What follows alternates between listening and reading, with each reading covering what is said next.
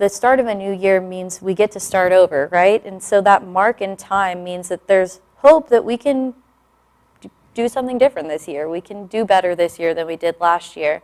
And all the work that you look at talks about consumers having this sort of aspirational self, right? We have this ideal person that we would like to be, and when we start the new year, there's sort of a chance for us to hopefully get closer to that aspirational self. At a cultural level, I think it's just a social norm that we set them, right? Everyone talks about, are you going to have a New Year's resolution?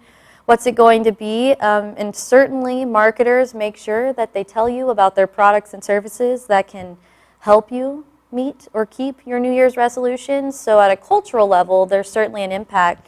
From an individual level, I think it's important because, again, there's just this natural sort of making us aware of time passing, right? We realize, oh man, it's been a year and we haven't accomplished the things that we wish we would have last year. So it marks a place in time where we're realizing we're not spending our time as wisely as we would like, or on the things that we would like, or accomplishing the tasks we would like. So for individuals, I think it's a time of hope, and we feel rejuvenated, and that we should go after the things we've been waiting to go after all year. For one, goals in general, if we leave them vague, the research says that they seem more distant, and when they seem more distant, we feel less able to accomplish them. So saying that I want to lose 50 pounds is a really big feat, versus we also often fail to have a plan that really breaks them down into smaller goals. So instead, if we say our goal is to lose 3 to 5 pounds every month, which would get us to that 50 pounds across 12 months, we're more likely to succeed. But a lot of people just have sort of that vague goal. There's also been, interestingly, research about the fact that if you share your goal with others, so you put it on your Facebook page or on your Twitter, right, that you're less likely to achieve it in the long term. And that's because airing it sort of gives you this sense of licensing, that you've already accomplished your goal somewhat. So because you've aired it, everyone knows that it's your goal, you're less likely to actually achieve it, which I think is an interesting and sort of ironic effect, since the tradition is for you to make a goal, tell people about it, and other people ask. So those are some of the things you can do to help you keep your goal. Also, putting it on the schedule. So again, making it more feasible is making sure that you have a date, you have a time that you're going to achieve these goals. You have smaller deadlines for yourself versus having just this one really broad, vague goal will help you to do that. But yeah, I think that's why a lot of people fall off the bandwagon, is it's very exciting in the moment, and then you realize, oh, what am I going to have to do? What's going to have to go into, and what changes will have to be made to achieve sort of our lofty aspiration. One, I thought, cool hint that I've read about for goals is they say be smart. So they should be specific, measurable, achievable, relevant, and time-bound. So that's a good rule of thumb to use really for any sort of goal, whether you're planning something for your small business or for your New Year's resolution. That's one way to do it. Track your progress. I mean,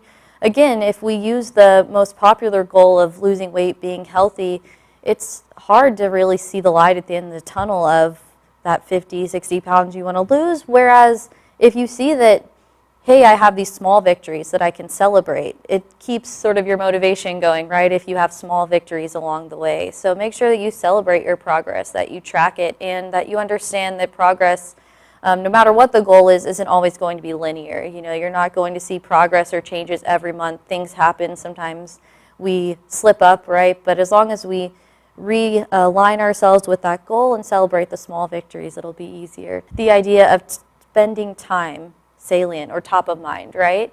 And when we hit the new year, it says we've finished a whole year. So I think really this idea of that we've spent a whole year, what have we done with it, becomes really top of mind for us. And with this idea, we think about, did we spend it well or not? They've found that if you tell people to think about spending time, they're more likely to choose to spend their time on less work-related things, and instead with their friends, with their family. They start to think about, how can I instead enhance my happiness? And so that all of those tie into this idea of living life to the fullest, right? So I think it's really the fact that we celebrate a new year says, hey, there's been a whole year that's passed. am I happy or not, and how can I make myself happier? And the idea of living life to the fullest is one way to go about doing that, or expressing that idea of I need to do the things that really make me happy and focus less on the day-to-day, the work. Generally speaking, the strategies to be successful in your New Year's resolution will be echoed in anything you read about how to meet your other goals, is having a plan, having a schedule, tracking your progress, right? All of those, I think, are going to be the same. It's just that for us as individuals, it's that markage of time passing in a new era or new year coming up is why we set goals then. But the way that we accomplish them, I think, is probably the same.